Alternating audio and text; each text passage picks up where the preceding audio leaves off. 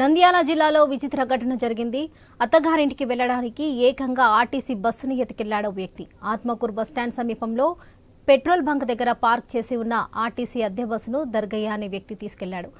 మళ్లీ ఆ బస్సును ముచ్చుమరి పోలీస్ స్టేషన్లో అప్పగించాడు. అత్తగారి ఇంట్లో ఉన్న తన భార్యను చూడడానికి ముచ్చుమరికి వెళ్లడానికి ఛార్జీలకు డబ్బులు లేక బస్సును తీసుకువెళ్లినట్లుగా తెలిపాడు. ఓనర్ వచ్చేసి మహేష్. రాత్రి 8 గంటలకు బస్సు ఇన్కమింగ్ అవుతుంది. అయిన తర్వాత మన ఇండియన్ పెట్రోల్ బంకు చక్రం హోటల్ ఆపోజిట్లో ఇండియన్ పెట్రోల్ బంకు, దాని ఆపోజిట్లో బస్సు పెడతారు.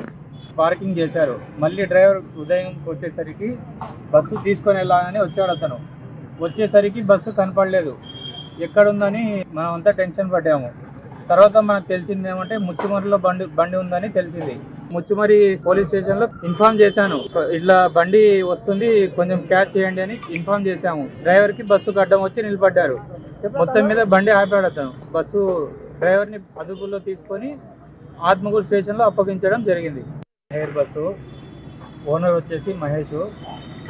రాత్రి 8 గంటలకు బస్సు ఇన్కమింగ్ అవుతుంది. అయిన తర్వాత మన ఇండియన్ పెట్రోల్ బంకు చక్రం హోటల్ ఆపోజిట్లో ఇండియన్ పెట్రోల్ బంకు, దాని ఆపోజిట్లో బస్సు పెడతారు. పార్కింగ్ చేశారు. మళ్ళీ డ్రైవర్ ఉదయం వచ్చేసరికి బస్సు తీసుకొని వెళ్ళాలని వచ్చాడు. అతను